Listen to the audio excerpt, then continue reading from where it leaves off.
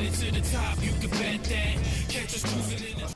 Hip hop, it's another episode of DagogetaTv. This is If You Ask Me, music and movie culture. We talk that music and movie culture from the late 80s to the mid 20s. This is the 50th episode, man. Thank y'all for tuning in. I had to switch it up for y'all a little bit. I added a second panel, so we got a 5-man team over here. We on deck. Listen, man, this is part 2. And it's still along the same lines from part 1, but we're going to kind of switch it up. Do you think it's fair? Because like we said, you mentioned Drake and Hove in the first one, and that gets mentioned a lot, and people compare artists of yesterday to artists of today. Do you think it's a fair comparison? Because it's not even the same game. Some of these guys are not even from the digital era. Yeah. So when you go, oh, this person's so more and this person has more exposure, is it even the same playing field? Of course it's not. And that's why I'm glad that everybody here, has experienced different parts of, the music business and movie culture. Not to date anyone, but we've all been a different part of the experience. So just elaborate. Who wants to elaborate why you're saying it's not really like even a fair comparison? Because some people just don't get it. I mean, Lil Wayne sold 1 million the first week when he came out with that shit, right? 2 times. What's that, dog? Yeah, Carter 3 and Carter 4. Yeah, and it was like people were physically going into the store and buying this CD. That's a great fucking point. You feel me? You gotta walk into the store and do that. That's a lot more effort. Ooh. So to me, that's like 5 million today, first week. You feel me? Today, motherfuckers will sit there and just stream your shit on Tidal, Spotify, whatever, and 1,500 streams count as one sale. So it's real easy for a rapper to rack up those streams and those sales like that. That's where get on the billboard. That's where I kind of disagree, because nowadays 100K is a win. Shit, Exactly. I remember 100K was not a win back in the day. 100K, but I remember when Hov said a little punk ass buck. That's it. That's it. Like that was, this was that 100K though. You do that now, it's like yeah. But you're not in the same conversation with them other people though. You talking about the people who's in that like you said 1 mil convo. So I get what you're saying. It's still a win for the artist. Nowadays, so they're not going to be in that convo like we say when you start talking these Drakes and these. Is there anybody that can do that though? Well, Drake is just the easiest. I don't even do just the 1 week. I just talking about total sales. Oh no, people still go platinum. No, I'm not disputing that, but I'm saying that don't put you. I'm talking about total sales. You're saying it's still a win. If you win 100K back then, that's a win too as well. When people are physically going in the first week. To the store. No, we used to 100K. Because you talking about when they first. Well, you talking about after did like 100K his first week. Them type of niggas. I think is this. I think back then, like you said before, doing 100K, if you were a mainstream, like the one that's hot, it was a flop. But if you that's what I mean. If you was somebody who didn't know whatever, like you weren't known that much, if you did 100K, of course it's a win. Because that's kind of how it is now. But nowadays it's different, where like you can have some regular SoundCloud dude get 100K views on SoundCloud and then get like independent 100 million streams on Spotify. Like, but everybody has their phone in their hand though. Exactly. It's so now much easier. It's so much easier for somebody to do it now and don't have the same credibility or even the same like rapping prowess as their forefathers. You know So why the numbers don't look the same? Because it's the demographic. If it's easier, because that's what you're telling me. You're telling me it's easier just because you have the phone in your hand. That 1,500 for one sale shit, that kind of fucks shit up a lot. The demographic is different. It's the way they calculated that. Yeah, I know, but they fuck shit up. So it's hard as fuck. If they calculated the same way as it's going to purchase a CD, I think they may have to calculate the streams like that because, mind you, a lot of them is getting the music for free. So can't make it that easy. Yeah, you pay him $12 a month for Tidal. Yeah, and then you can listen to whatever you want. Whatever you want. That's why they got these little bundle packages. But that's the point that we're making is like it's different when you get the people that come. Yo, I used to take the bus. Yo, shout out to Jersey. Niggas from Jersey. Yo, I used to live in Newark, and I used to go from Newark to Bloomfield. Newark to Bloomfield. That's how you go. So just to go cop some shit, like, and then I know people have their places where they traveled as well. So I kind of agree what he's saying. That kind of holds a little more weight. It does. It does. Yeah. I'll take it a step further. I think also a big shift in the change like of the culture was artist like Soulja Boy coming out. Oh yeah, Yeah. definitely. You understand what I'm saying? Like, He changed the game. I think that point right there He makes did it first. that makes First it. artist, he was the first. Like, you know, that's a running joke, but seriously, if you really But look at it, literally, yeah, he if you was. look at it, that's what I guess that's maybe that's where the shift changed, where nobody's really caring about how many records you sell or the lyrical ability. It's more of, all right, this shit is catchy. We can if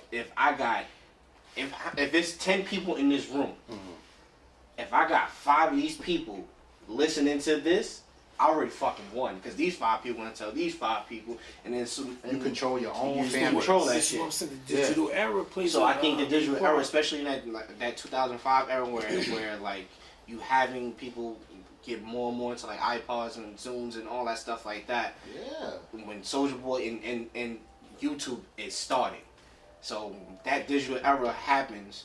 Now there's that shift from where the consumers are saying, all right, well, I need this on my phone.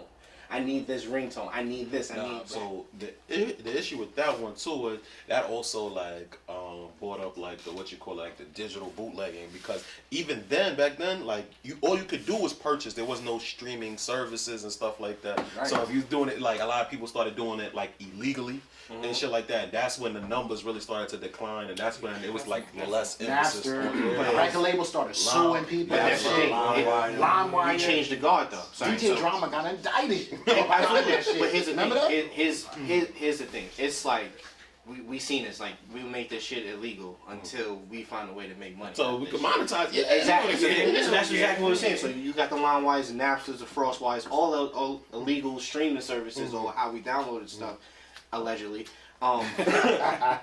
At the end of the day, like those, while they were saying no, you can't do this, they were looking at, well, damn, look at the numbers. How that do they're we doing. do this? How do we do this, and how do we profit off of this shit? So it goes from, all right, you won't see CDs in the store more often. Goodbye B Street, goodbye FYE, goodbye Tower Records, Everything and is all gone. that shit. But yo, Nigga store. like, all them good, all the stuff that we know. But at Yeah. the same time, you got Apple Music, or you got Spotify popping off in 2008 or something like that. Yeah. Where people did know about it, but it wasn't a few. It wasn't until just like maybe within the last 5-10 years or so that where streaming becomes a real fucking thing. But True.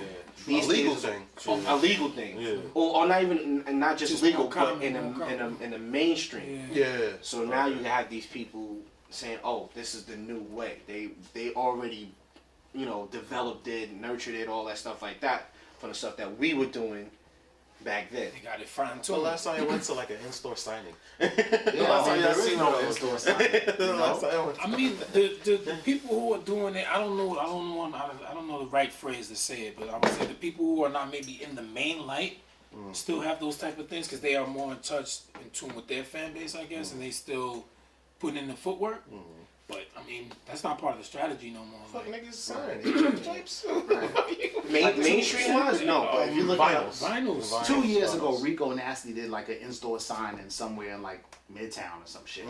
Remember the merch game is where it's at. Too, Yeah, though, yeah. The merch game. Yeah. But I And want that counts as album sales That's what I'm too saying, now. because that's that Yeah, bundle yeah, shit. that But counts as- yeah. they said they switching that up. But I want to get back to why does that matter though? That you're selling right. If your shit is trash, it's trash. If you're not as good as him or her, you're not as good as him or her. If this particular album isn't as good, like So I'm gonna come ask you something, right? You have you are Grammy nominated, right? Okay then. Somebody tells you right now, yo, Santana in Town was trash. That mean anything to you?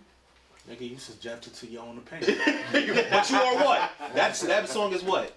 Grammy fucking nominated, and they could never. but we're not talking about Grammy now. We're talking about straight sales because you But don't sales need, you is- don't no, you that's do a not thing. have to have sales on that project to be Grammy nominated. I'm saying no. It was a thing like going platinum. You are forever that. You are forever. Whether it's the same thing like a bubble. It was like a bubble chip. Like it's a. You won the chip. It is that. You went platinum. Okay, so you if we can't take both- that away from. It's, from but somebody. if we both, my thing is with, okay, like when we talk about, let's talk about Rick Ross and Jeezy. The shit is identical, so now what we talking about? It's sales. You gotta talk about But sales. they both did numbers, so now No, they what we didn't. talking about? Rick Ross No, they is. didn't. I mean, Ross ain't Rick never did Ross is- Jeezy's numbers. I mean, he came Rick Ross don't sell. he came from the era where they wasn't doing the platinum. They counted it with the And streams guess and who all that. did multiple platinum? He got one platinum album, and that's his first album. Everything goes Okay, slow. but that's even better than Barely. And it went platinum late. If we say he got make better music, it doesn't end because he got more sales. That's my point. No, but it's an argument. It becomes an argument because hands down, That's a But thing. the sales don't matter to me because when I play music. that's my point. When I'm playing Jeezy, Yeah, his but sales don't It come into no don't appeal effect. to a lot of. He doesn't have that appeal to people, I guess. Sorry, so No, He don't really Ross- make mainstream I'm music gonna tell like that. He makes no, the Ross shit. Ross never fully recovered from the CO thing. That's what it is, like mainstream wise. So it became one of those things like a if you know kind of vibe. After that, because Ross was building, he was building something, and then that shit just knocked him all off his feet. You get what I'm saying? And then he had to reestablish just to become a cult following. You know, he had to drop free mixtapes in order for it to just come back. It still And doesn't mixtapes was change. fire. But that's the point. It still doesn't change. Whichever is It still, still to me, the doesn't greatest change the mixtape I've ever argument. heard. Oh, what? It still God goes forgives, back. I don't. It still goes back to the demographic, like we said earlier. It's about who's having the conversation. It went from executives having the conversation to the people who think either they are interested in music just enough, or they're really interested. Well, no matter who it is, it's usually the people who's interested just enough because they want to have a conversation. Say, oh, X, Y, and Z is my favorite rapper. Oh, you like him? Why don't you like this person? He just sold 100 million last year. Right. His last album. It was like. Nah, I like this person because they, you know what I'm saying? So Their music resonates. it's people who think that they're in the know. And that's all I want to establish. Or if you ask me, hip hop You know how That's I what I want to establish. I say like, yo, it's the cool thing to do. Just to be in the Absolutely. conversation. It's trendy. It's trendy. Just to be a But part of the conversation. To me, it's a notch on the artist's belt. Like some artists' But it's not biggest your song. go-to though. That's No, what, but it's a thing. But that's the point we're making. We're talking about, you heard what his example he just said. think about this. Your pure reasoning for even giving them any accolade is because they sold. I'll give But you you a can't perfect even example. talk to the album about me. Well, let me get I'll give you a the perfect flow. example. Okay. 2 Milli. What's 2 Milli known for? Millie Rock.